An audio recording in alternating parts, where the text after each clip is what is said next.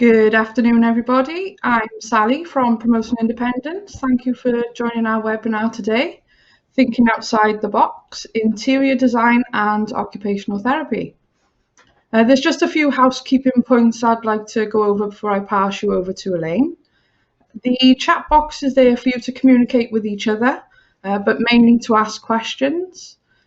Your questions will be answered a bit differently this time. After the presentation, the answers will be sent to you in a follow-up email. Your certificates will then be sent out to you within the next 24 hours. We hope you enjoy the session. Over to you, Elaine. Thank you. Well, hi everybody. My name is Elaine Hollerhead and I'm an occupational therapist and an interior designer. And I want to thank Stuart for asking me to present at today's webinar, and also thank you for coming along on this really gorgeous day when you possibly be rather eating your lunch out in the sunshine.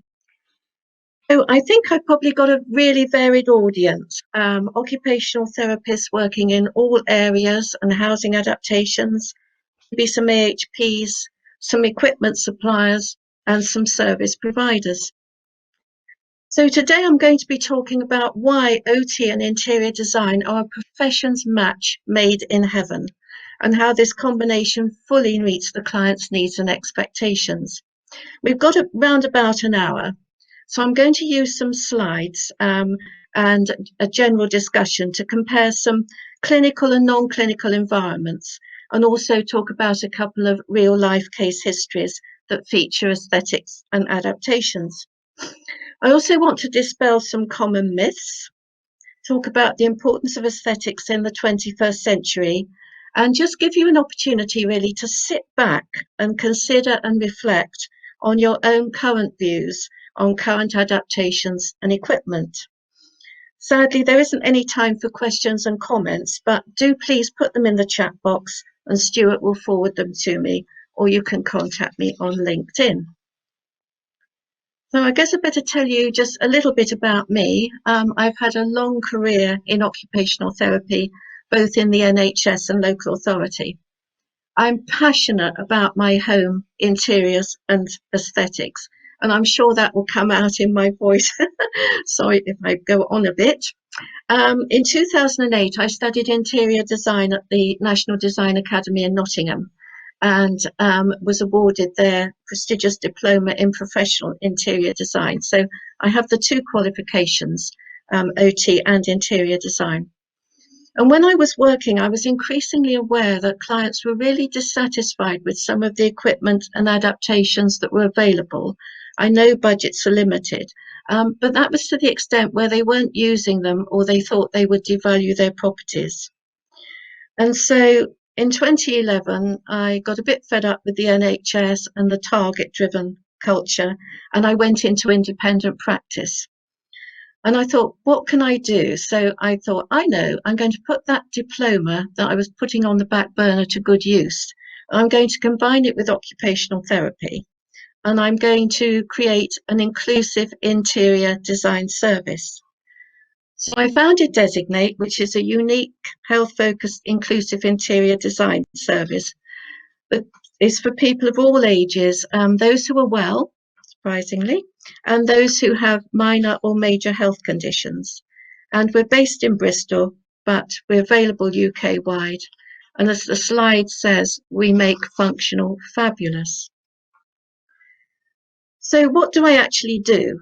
Okay, well, it's all about enablement and dignity, raising self-esteem and enhancing property values. I suppose if you wrap it all up, it's really all about future planning too. So I have two hats. I have an OT hat, which I do the assessments, upgrade equipment, and undertake risk assessments of non-disability specific products. And then my interior design hat, where I'm working with the client, looking at future planning, all the sort of housing things, space planning and design, room layouts, home makeovers, design boards, decor and furnishings. So you're probably thinking, who are my clients? Well, first of all, they're people who must need the interior design element as well as basic housing adaptations. So in general, they're self-funding. I don't do DFGs unless it's a private top-up. And lots of reasons for that. Length of time, mainly because in my particular area, and quite rightly so, when an inquiry is made, it goes to the local authority OTs who then take on most of the DFG application, etc. I have done a private top-up in London. It's for all age groups, so children as well as adults, people with minor and major health conditions, life-changing injuries, looking at later life like downsizing, live-in care, and I specialise in multi-generational living. And then small commercial projects. I'm currently involved in doing the interior design for a daycare centre, small one, in St George, and also product designers. And so where do my referrals come from?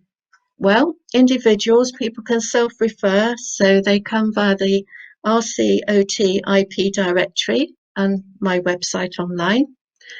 Case managers and solicitors, other OTs, architects, surveyors, property developers. I've joined a couple of property groups.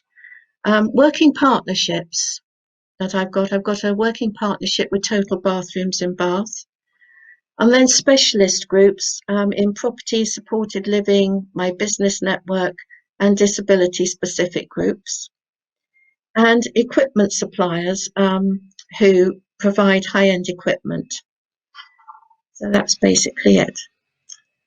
So you're probably thinking, why OT and interior design, and how do those two link up?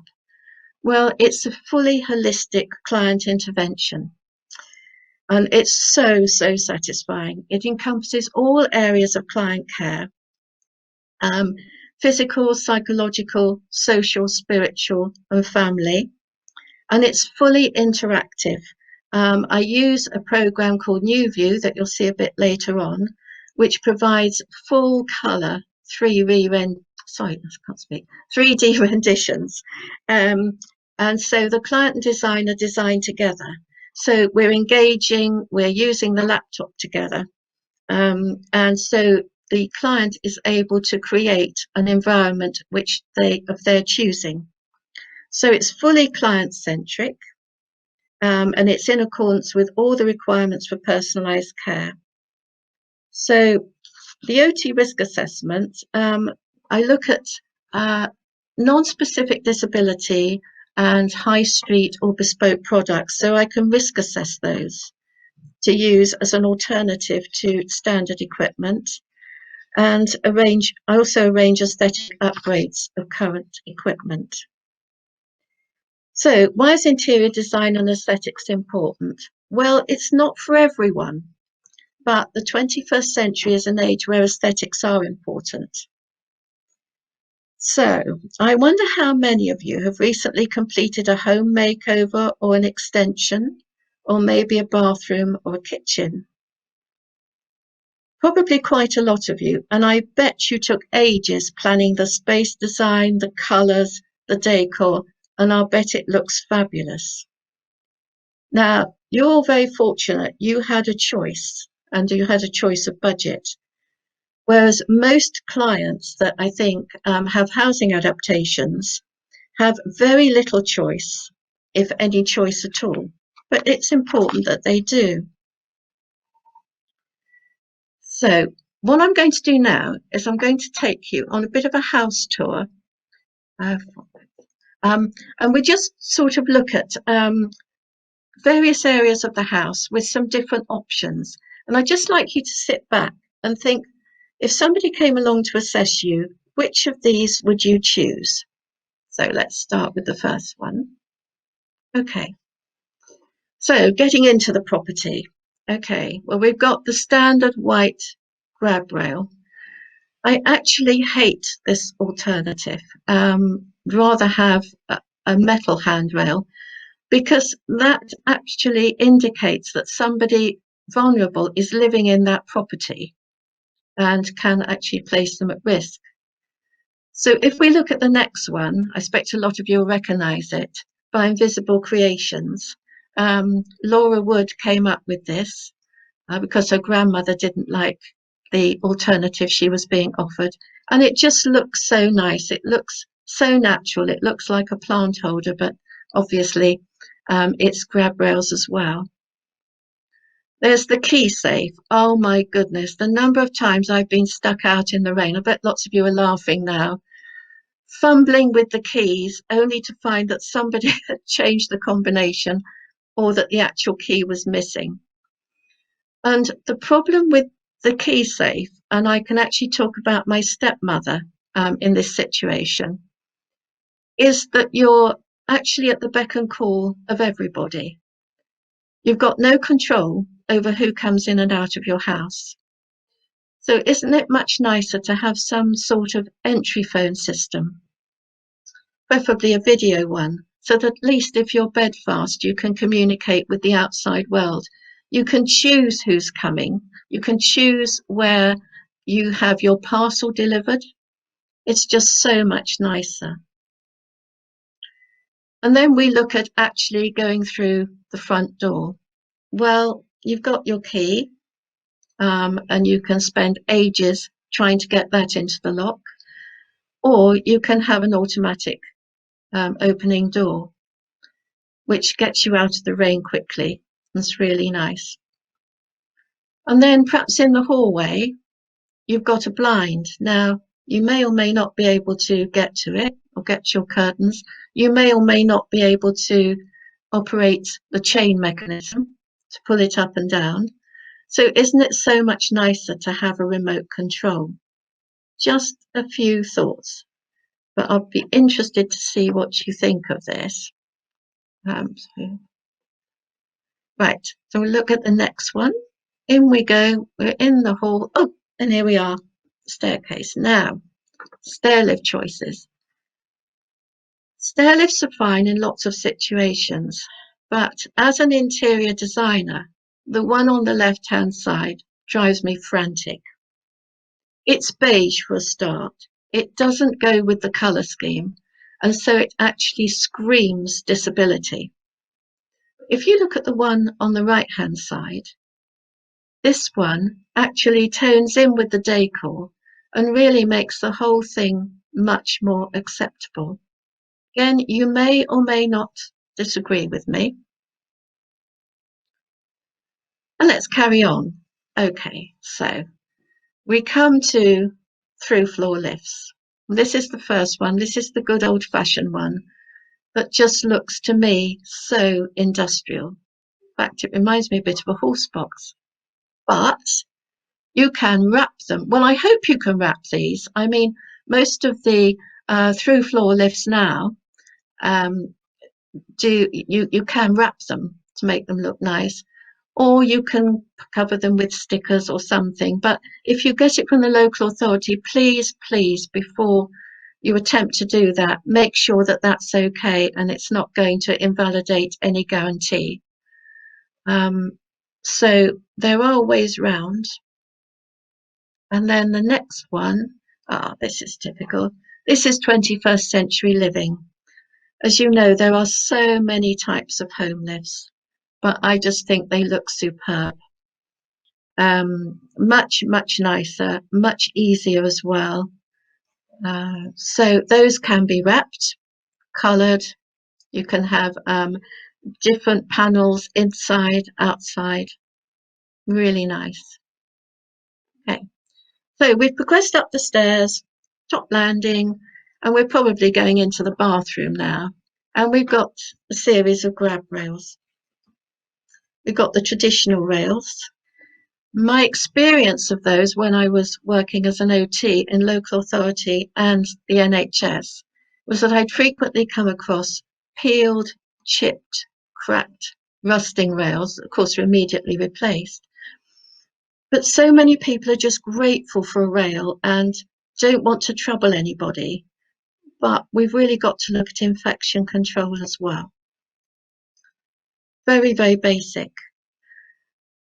On the right-hand side, we've got the typical fold-down grab rail. It's okay, not very colourful. And then we've got another plastic grab rail, a vertical rail, that again does nothing for the decor. So there are some alternatives. I think these are a bit more aesthetic. Again, you may not agree. I'm really hoping that you're thinking to yourself, what would I have if I was offered it? And if I accepted one of the NHS local authority rails, would I want to upgrade it? Well, here are some alternatives. Stainless steel and chrome rails can be made non-slip. A lot of people are worried about slippage.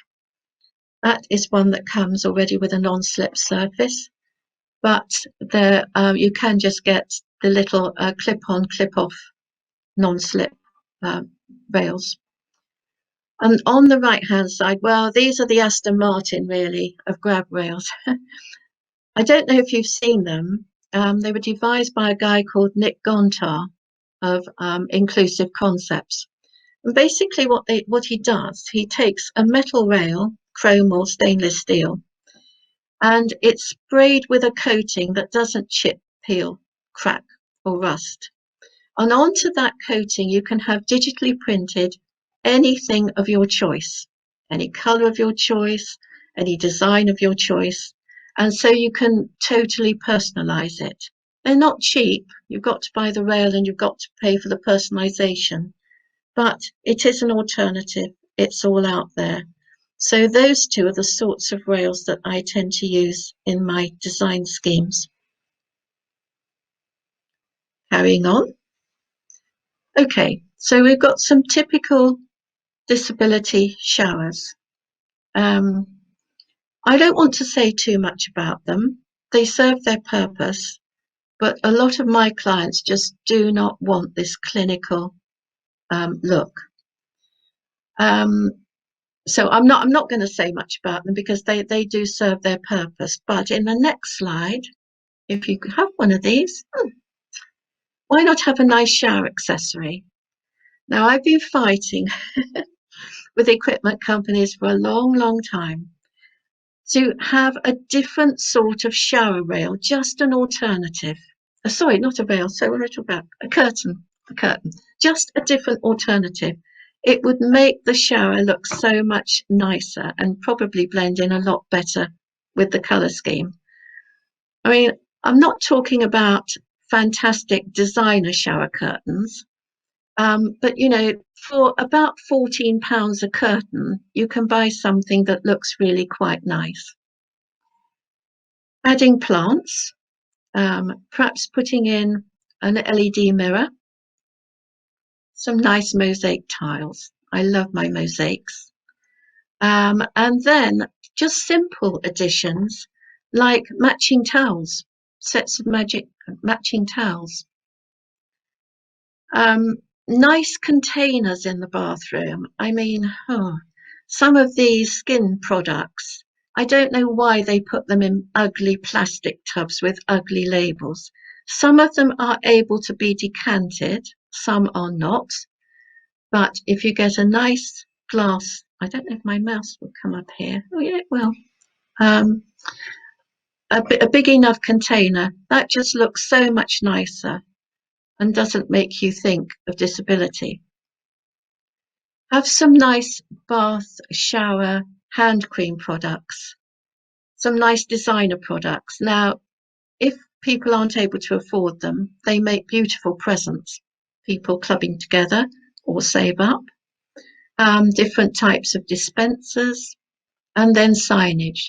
So if all this is added into the mix, the shower that was provided by the local authority suddenly looks really quite nice. So I'm having to keep doing this because my phone keeps going off. On to the next one in a minute. Right, here we go. Okay, so now we're about to talk about some case studies. So, having thought what we would like, it's really important to remember that people with disabilities, I hate to talk the word disability, but they should be able to choose too. So I want to dispel a few myths. That clients are happy to accept non-aesthetic solutions. Wrong.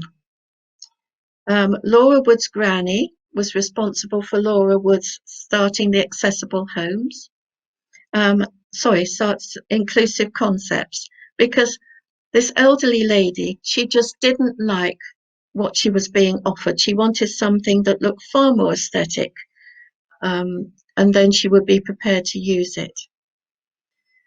I belong to lots of different groups on social media as well, one of which is Accessible Homes UK on Facebook. And virtually every single post says, how do I make my bathroom or my lounge or my son's bedroom look non-clinical? If you go to Grand Designs, there are loads of people with mobility aids and wheelchairs desperate to find a more aesthetic solution, and the same at the home building and renovation show. Those tend to be my clients. And another myth is that clients have no money. Wrong. People will self-finance. They have plenty of money, some people. Some people just want to save up, and other people's families will club together for a more aesthetic solution. So there's always a chance of an upgrade. So when I go and see a client, I ask them two questions. First of all, what are you hoping I can do for you? And most of them say, make my house a home and not a clinic, please. And then I ask them, what is most important to you? And we work from there. Now, I'm not allowed many slides. I would normally show you a lot more pictorial slides. But this is this first one is for a lady aged 45 with MS. She was in employment, living with her husband in a very pretty cottage. But this is an ensuite, and this ensuite rendered her totally dependent on her husband for all showering and self-care needs. The layout was, this was minute. There was an inwards opening door. She'd got, you can see, 2 vanity basins and a quadrant shower. So I'm just going to go on to the next slide a minute. Oh, sorry. Right, so, there we are. And this is a view from the other end. This is from the vanity basin end. On top of everything else, those who've got very keen eyesight can see there's a soil pipe here, right by the loo. So she was just totally dependent. She used a rollator, but she got no history of falls. So we sat down and tried to make it much nicer. And this is what we came up with. We worked together on the New View program. And as you can see, New View provides quite realistic 3D renders. So what have we got? Okay. First of all, you can't see this, but we took away the door and replaced it with a pocket door, an eclipse door. So that immediately maximizes the space in the ensuite. She hadn't got any history of falls, so we put in a full height glass panel here. Little shower seat. Many of you will recognize it. I won't say who manufactures it. And then we put up a band of mosaics. Trend she really liked. She hasn't got a plastic shower. She's just a really nice shower. And this actually, the shower head, it's a Hans Grohe shower. And probably a lot of you have got Hans Grohe showers, but what's so lovely about them is that you can adjust the spray to make it into large droplets so that it's really nice and soft on the skin. I've got one of those and I really adore it. We put some handrails round. Unfortunately, the program wouldn't let me colour them. We moved the loo. A wonderful builder relocated the soil pipe to the outside. There was a radiator there originally. We replaced it with a wall-mounted heated towel rail, which was fine. And then she chose some really nice blinds. She didn't need a perching stool. She was quite able to transfer on and off just a nice little metal seat that she found in John Lewis. and then we replaced the 2 vanity units with a single wash basin, square wash basin. So the other thing too with that is that if they decide to sell the cottage at any time, anybody would be happy to buy the cottage with a bathroom like that at a good price, rather than knocking some of the price off for a disability specific bathroom. So that's the first one.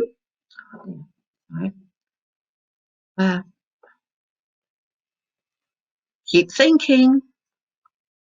Right, okay.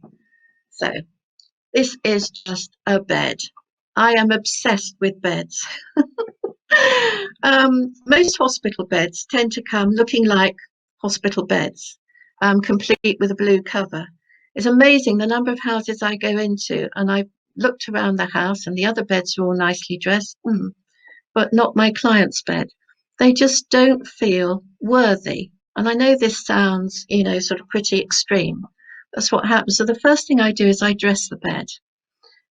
This is actually one that I helped with in my mother's care home, but it just looks so much nicer, so much more inviting. Okay, now this is another case study. Here we go. We've got the actual hospital bed. Right. This was for a young man, age 19, in PVS, hopefully just moving into a minimally conscious state. He'd been in hospital for a year. Unfortunately, it was a self-inflicted injury, so there was no compensation financial payment. But he lived with his parents in a detached house, and they were very keen to fund anything that made the bedroom look aesthetic for him.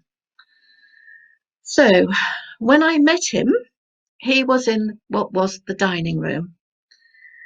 So here are a row of boxes, which are dressings. There was a window there with a blind pulled down, a very ropey sofa, because I was told at first that the carers just sat down now and again.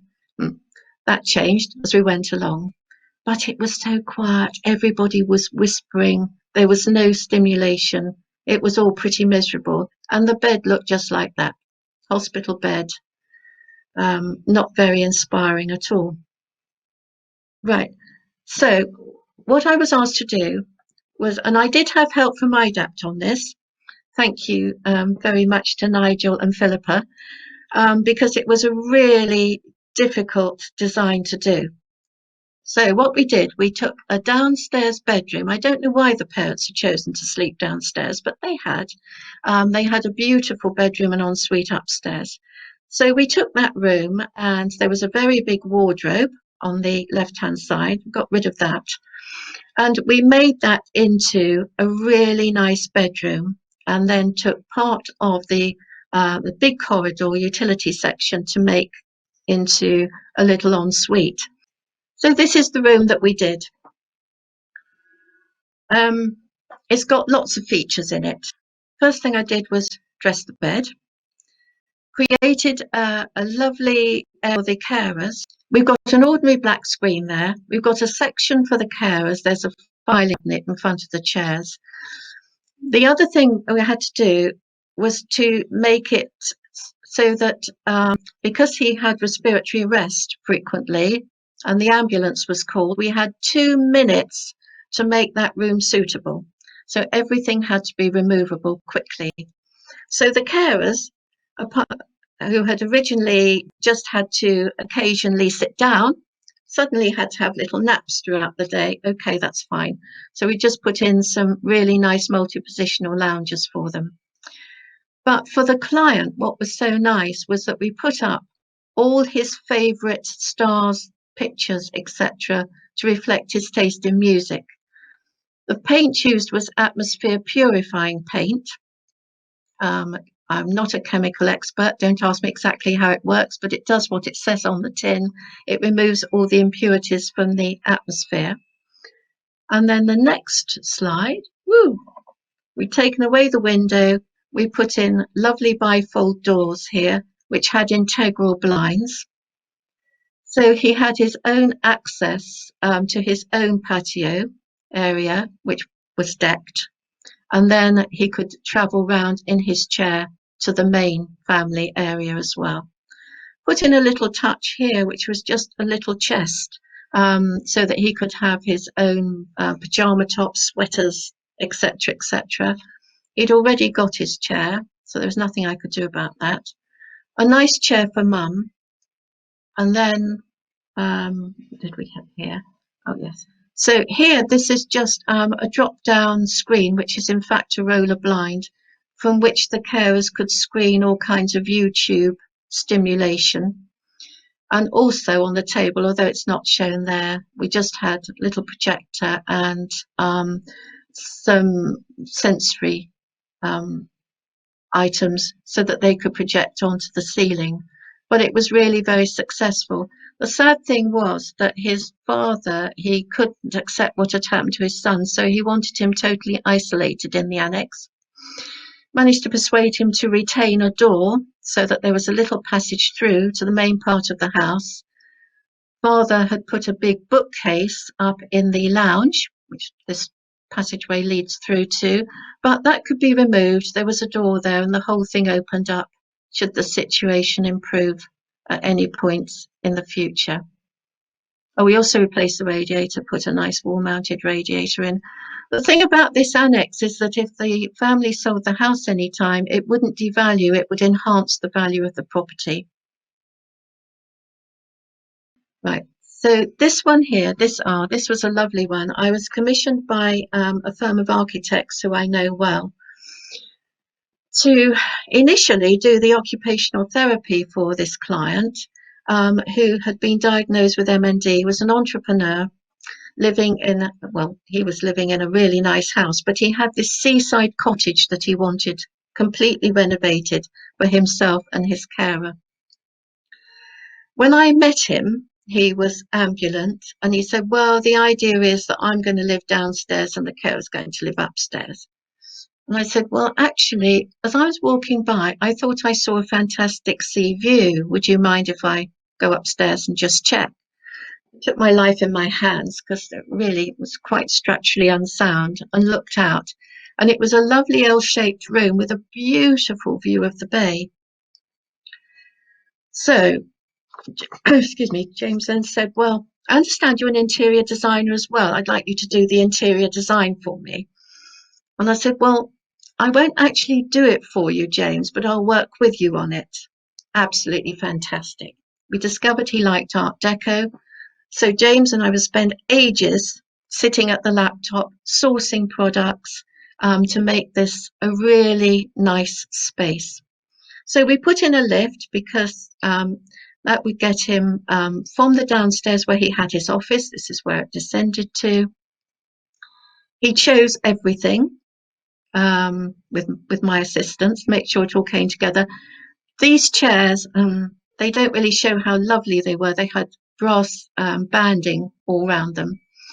But it was a really nice environment for himself, his carers, his ex-wife who would be visiting, and his teenage children.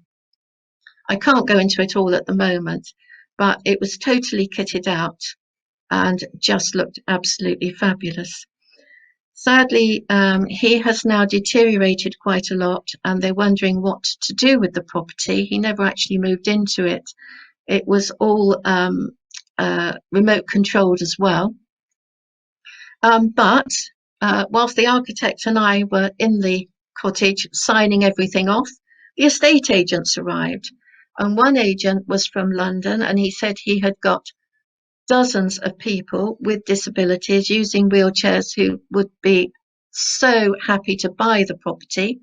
And the other one was a young lady locally who said we wouldn't have any difficulty renting this out to people who used wheelchairs or just had some sort of mobility impairment. Also in the upstairs landing, there was a step that we could do nothing about. But we had one of the brothers' step lifts put in over that, and that was really nice. So let's progress because we mustn't spend too long. and this case history, right, this is a lounge for a wheelchair user. Now, I was commissioned by a firm of solicitors, by the deputy actually, to help a young lady aged 26 who'd been in a road traffic accident and was wheelchair dependent and was in the middle of having a grand design built. This is part of the grand design. And what my remit was, well, there wasn't much interior design to do really because she wanted some fairly basic colours, but to look at the furniture. And my client didn't want anything that was so obviously disabled. She didn't want to spend time in a chair.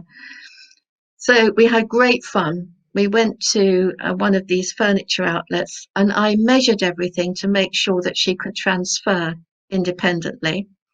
And she's just got a really beautiful home just beyond this doorway here. This is a glass door and that actually goes through to a hydro pool. But enough of that. She also wanted some really nice curtains. I have an excellent curtain maker I know. It came in, so I let the curtain maker and my client choose the fabric, after all, their design. I had to modify this design here for the bookshelves because there was only limited space and nothing would really fit in. But we had an excellent carpenter and an excellent project manager, and it all went really well. So we're nearly there now. So let's have a look here. Okay, right. I love colour. So here we are. Now we've got some fairly ordinary products here. You could buy off the high street. Something that I would like to stress as well is that there are outlets like there's a place called Sofa Library in Bristol who will make a sofa for only a few £100s more than you would spend at one of these outlets, and they will create postural support. So if, for example, you had an L-shaped sofa, one part of it could be fully designed for postural support, which enables somebody to transfer out of one of these chairs, which are lovely, come in a variety of colours, but are isolating. And I think it's really important for people to be able to mix with the family, you know, have a cuddle on the sofa, watch a movie, eat popcorn, etc., to be integrated. Just something to bear in mind. And likewise, chaise lounges, etc., the same.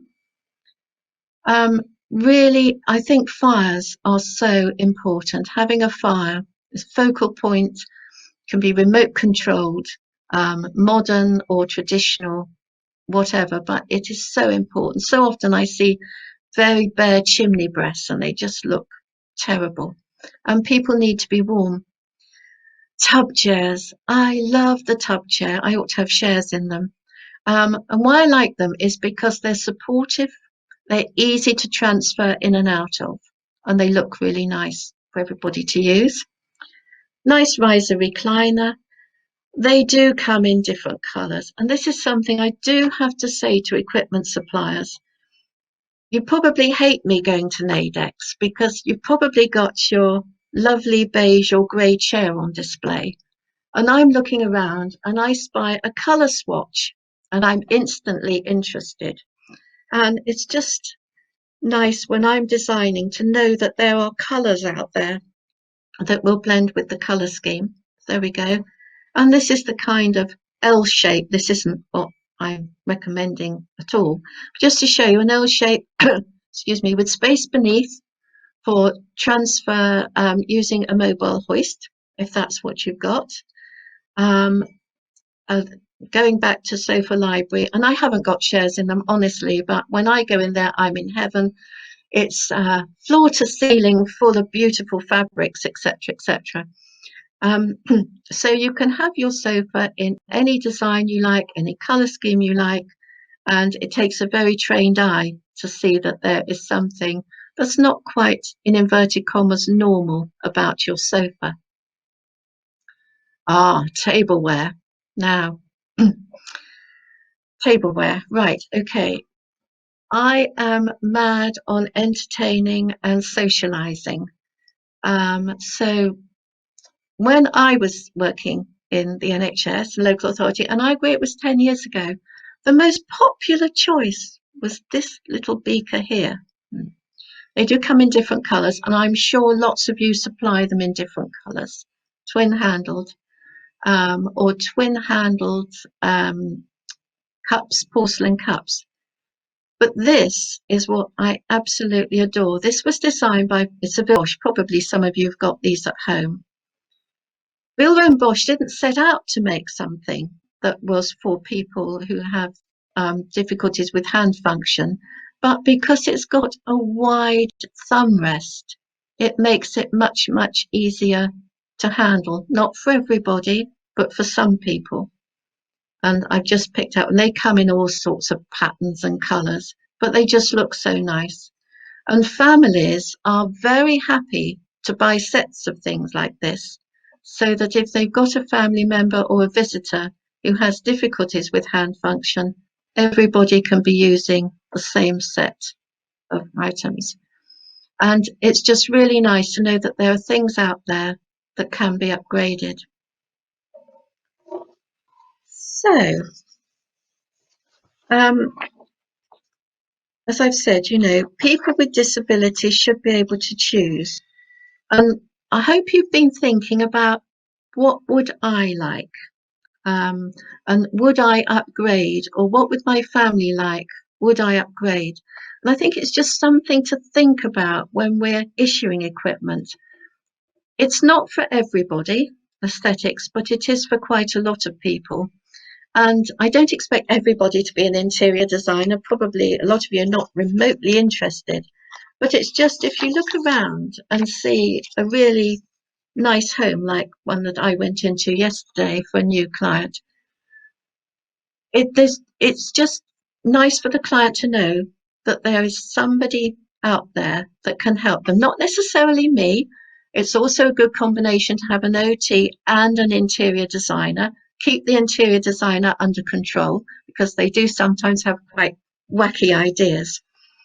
But I think it's so important not to feel that you're ill and you're in a hospital, because that just, um, continues the culture that you're an unwell person. I think we're going to see a lot more people as the result of long COVID, people who never expected that they would have any sort of difficulty, particularly with stairs, with concentration, with integration, all those sorts of things. Some people may have had a stroke as a result of it, balance problems. I'm preaching to the converted, the OTs, but it's just all about self-esteem. How do you perceive yourself? What's going to encourage you to get better? And I think we have to think like that. The other thing I would like to say to the equipment suppliers among you is, perhaps you'd like to think about the 21st century and maybe bringing out a new product. It's really, aesthetics are really, really important. As I said before, people are going to grand designs, they're going to home building and renovating show, they're going online. They're hungry for something that looks really nice and that they can use, their families can use, and maybe something that you can buy in John Lewis. I've got shares in John Lewis, but that you can buy in a department store. You don't have to go to a disability specific outlet. Try and get an interior designer on your design team. I speak to lots of suppliers and I say, have you got a user? Lots of them have. Have you got an OT? Oh, maybe. Have you got an interior designer? I haven't crossed any, unless it's a combined OT, interior designer. Those sorts of things are really important. Nobody wants to look and feel disabled. They want to feel enabled and to have their self-esteem raised. The lady I went to see yesterday, she'd been a real charity worker, going out and about. She had a bad knee. She had a carer with her. The carer was driving the car. They ended up going into a tree, and overnight her world was blown apart. So she's an amputee. She'd also had 2 previous tragedies in her life. The year before, her mother had died, and the year before that, her husband had died suddenly. So now she's grappling, and she said, I feel totally out of control. I don't feel I want to see anybody. I don't want them to see me like this. And so hopefully, I'm not sure if it will be me, but I've done a report and I'm suggesting that an interior designer is commissioned. So it's 10 to 2. We finished a little bit earlier than I thought, but I guess you're dying to go out into the sunshine. And I hope you've enjoyed listening, and I hope you'll just take away the thought of, what would I like in this situation? Just even thinking about rails, just thinking about plastic rails. I know local authority and NHS will say, we've always done it that way. Yes, you have, but a lot of people aren't using those items. They don't like the look of them, and so they won't use them.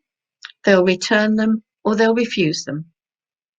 So let's think about the 21st century. Maybe for a couple of pounds more, we can get something that we would all like using. And I'd just like to leave you with those thoughts. But whatever I do in my role of interior design, if somebody needs a product, I will incorporate it. I might try and disguise it. But there's just so many things that you can do that make something look non-clinical, but aesthetic, and a home to be proud of. And on that note, I'll leave you. Thank you very much for listening. And if you've got any questions, please put them in the chat box or get in touch with me direct via LinkedIn. Thank you for listening. I'll hand back now to Sally. Thank you very much, Elaine. That was a great presentation, very informative. So we won't keep you much longer. Thank you again for joining us, everybody, and we hope you have a great Easter weekend. Bye-bye.